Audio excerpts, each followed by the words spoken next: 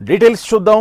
70 ఏళ్ల స్వాతంత్ర భారతదేశంలో ఆధారపడే వ్యవసాయ రంగాన్ని నిర్లక్ష్యం చేసిన మన పాలకులు కనువిప్పు కలిగేలా లేదా రైతు లేనిదే మనం లేమని చెప్పుకున్నారో ఏమో కానీ ఢిల్లీ నుంచి గల్లీ దాకా ఈ పార్టీ అని తేడా లేకుండా అన్ని పార్టీలు ఇప్పుడు రైతుల జపం చేస్తున్నాయి. ఇన్నాళ్ళు పరిశ్రమలు వ్యాపారవేత్తలంటూ వాళ్లకే కుమ్ము కాసిన జాతీయ పార్టీలు సైతం అన్నదాతకు జైకొట్టాయి. ఎన్నికల పుణ్యమాని రైతులకు రుణమాఫీ నుంచి పంటల బీమా, మద్దతు ధర, 60 ఏళ్లు పైబడిన రైతులకు పెన్షన్లు అన్ని పార్టీలు రైతు జపం చేస్తున్నాయి.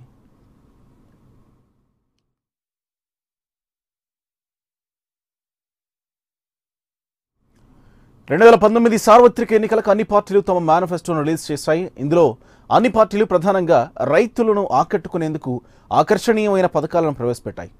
అధికార బీజేపీ పార్టీ వాళ్ళు విడుదల చేసిన ఎన్నికల మేనిఫెస్టోలో రైతులకు వరాలు కురిపించింది. పేద మధ్యతరగతి రైతులకు పెన్షన్లు, రైతులకు పెట్టుబడి సాయం కింద ఏటా 6,000 ఇచ్చే కిసాన్ సమ్మాన్ యోజనను కొనసాగిస్తామని పేర్కొంది. అంతేకాదు రైతులకు వడ్డీ లేని రుణాలు ఇస్తామని తమ మేనిఫెస్టోలో పొందుపరిచారు. అయితే రైతుల విషయంలో కాంగ్రెస్ మేనిఫెస్టో మరింత ఆకర్షణీయంగా ఉంది. రైతుల కోసం ప్రత్యేక బడ్జెట్ను ప్రవేశపెడతామని కాంగ్రెస్ పార్టీ తమ మేనిఫెస్టోలో పొందుపరిచింది.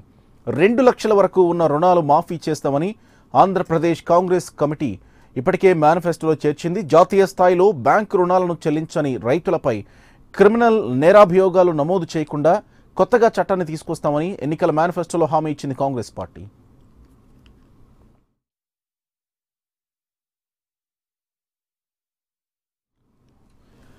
ఇక రాష్ట్రంలోని ప్రధాన పార్టీలన్నీ తమ ఎన్నికల మేనిఫెస్టోలో అన్నదాతలకు పెద్దపీట వేశాయి.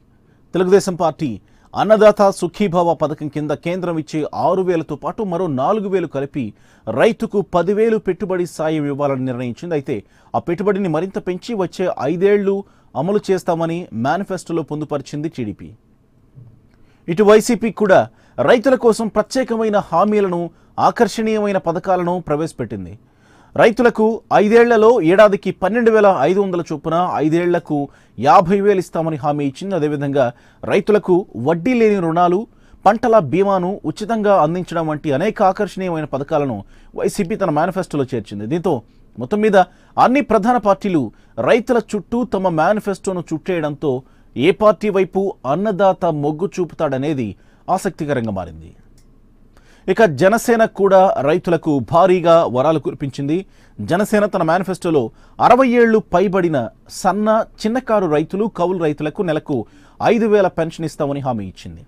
రైతులకు ఎకరానికి 8,000 చొప్పున సాగు సాయం అందిస్తామని చెప్పారు. మరోవైపు మిగులు బడ్జెట్ ఉంటే దాన్ని 10,000కు పెంచుతామన్నారు. ఇవే కాక అన్నదాతకు మరిన్ని ప్రయోజనాలు చేకూర్చేలా జనసేన తన మేనిఫెస్టోను పొందుపరిచింది.